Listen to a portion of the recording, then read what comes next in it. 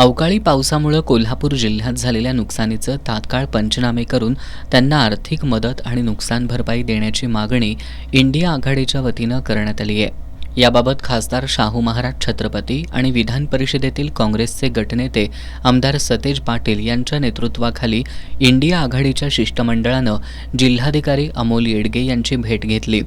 यावेळी मागण्यांचं निवेदन जिल्हाधिकाऱ्यांना देण्यात आलं।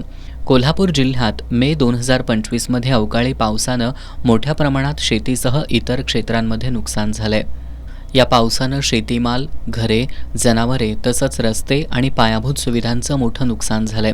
अनेक शेतकऱ्यांचं उभं पीक वाया गेलं असून त्यांच्यावर आर्थिक संकट ओढवलंय।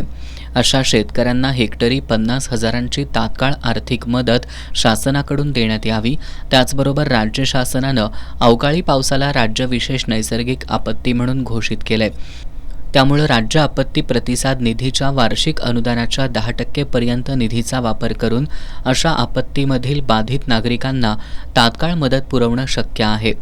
त्यानुसार जिल्ह्यातील सर्व बाधित क्षेत्राचं आणि इतर घटकांचं तात्काळ पंचनामे करून नुकसानग्रस्त नागरिकांना आर्थिक मदत देण्याची मागणी यावेळी करण्यात आली। यावेळी पत्रकारांशी बोलताना आमदार सतेज पाटील यांनी शेतकऱ्यांचं मोठं नुकसान होऊनही मुख्यमंत्री शेतकऱ्यांशी कुठेही संवाद साधताना दिसत नाहीत असं सांगितलं। कृषी मंत्री शेतकऱ्यांच्या बांधापर्यंत गेलेले नाहीत, केवळ राजकारणावर चर्चा होतात। विरोधी पक्ष म्हणून शेतकऱ्यांची भूमिका आम्ही मांडत असल्याचं त्यांनी सांगितलं। कुठं शेतावर बांधावर गेलेले कृषी मंत्री आम्ही पाहिलेले नाहीत।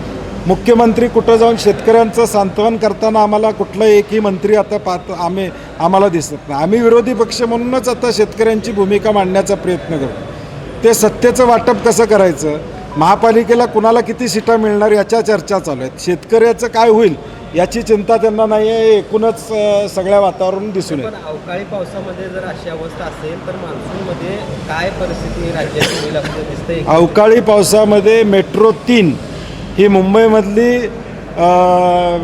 फ्लड प्रूफ अशी मेट्रो आपण सगळ्या देशानं या ठिकाणी बघितली। मुंबई ही आमची आर्थिक राजधानी आहे, या देशाचं नाक आहे मुंबई। त्या मुंबईमध्ये सुद्धा आम्ही मेट्रो चांगल्या पद्धतीनं करू शकत नाही, हे जगाला दाखवायचं काम महायुती सरकारनं केलं। जगापुढं आमची जी काही इमेज आहे मुंबईची, की मुंबई शहरामध्ये देखील आम्ही व्यवस्थापन व्यवस्थित करू शकत नाही फ्लडचं, हे दाखवलेलं आहे। यावेळी खासदार शाहू महाराज छत्रपती यांनी पडझड झालेल्या घरांचे त्याचबरोबर शेती पिकांचे तात्काळ पंचनामे करण्याची सूचना जिल्हाधिकारी अमोल येडगे यांना केली। या शिष्टमंडळामध्ये माजी आमदार राजूबाबा आवळे, राष्ट्रवादी काँग्रेस शरदचंद्र पवार पक्षाचे जिल्हाध्यक्ष व्ही.बी. पाटील, जिल्हा परिषदेचे माजी अध्यक्ष राहुल पाटील, शिवसेना उद्धव बाळासाहेब ठाकरे पक्षाचे उपनेते संजय पवार, सहसंपर्क प्रमुख विजय देवणे, आर.के. पोवार, महादेवराव आडगुळे, दिलीप पवार, संदीप देसाई, सुनील मोदी, क्रांतिसिंह पवार, सतीशचंद्र कांबळे, चंद्रकांत यादव, अतुल दिघे, अनिल घाटगे, सुनील देसाई, बाजीराव पाटील यांच्यासह इंडिया आघाडीतील घटक पक्षांचे प्रमुख पदाधिकारी आणि कार्यकर्ते उपस्थित होते।